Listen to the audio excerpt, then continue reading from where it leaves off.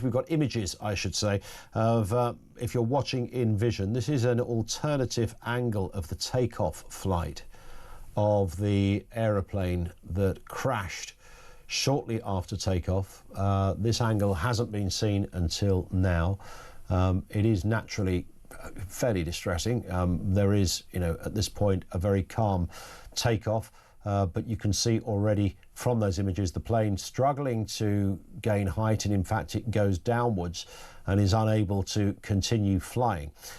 What's interesting about that, and there is no sense initially that this is heading for any kind of explosion. The explosion is really as a result of the impact. And this is pretty difficult to watch because it does result eventually in the plane landing. And of course it landed into an area, and therefore from there the carnage, clearly ensued. This is a pretty unpleasant bit of footage, but it is another angle of what happened. And just the sort of almost innocuous, calm nature of an aircraft that's, it's having a struggle, but it's just going to sort of slightly try, but it almost glides back down. I think that's what's fascinating about that. There is no sense that it's going to do anything that we then went on to realise happened, which was clearly a huge explosion and almost total loss of life.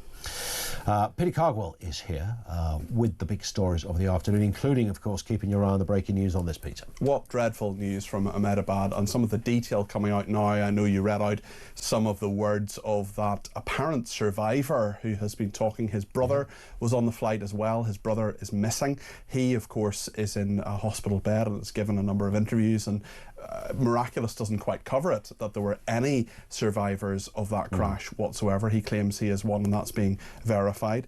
It's very, very interesting what is happening and what happens now as well. We've seen, of course, that Air India have set up these flights for people to come from different parts of India to Ahmedabad to find out and to gather any form of anything that's left. Essentially, I want to be careful with my words there, but it is a very, very difficult situation. We'll have Jake Robson, of course, down at Gatwick Airport. The flight was due to land from Ahmedabad at 6:25, and there'll be many families gathering there, trying to get information, trying to get some sort of confirmation about what's going on and what has happened, and whether their relatives are alive or missing. Which will be their status at the moment, tragedy, isn't it? Or confirmed dead. Yeah, it's that archetypal scene at airports of people waiting for their family. And there would be people today thinking, right, it's 6 o'clock, we've got to go and pick up such and such because their flight gets in at just after 6. And of course that isn't going to happen. And we're all familiar with that setup. When you come out off a flight, you see other people, with holding banners, for whether they're the taxi or the family or whatever they happen to be. Well, remember the start of, I don't mean to be flippant in any way about this, but the start and end of the film Love Actually was all about that. Was all about the amazing power of airports and being there for people and seeing people. And what often happens, of course, with places like Gujarat, like Australia, places that are far away, is that people will go, especially retired people or young people who have the time and can get the time off work, will go for 3 weeks, 4 weeks, maybe even a few months to see family. And there are incredibly strong links between Gujarat and the United Kingdom, and there will be many people who will have been away for a long time. Their families will have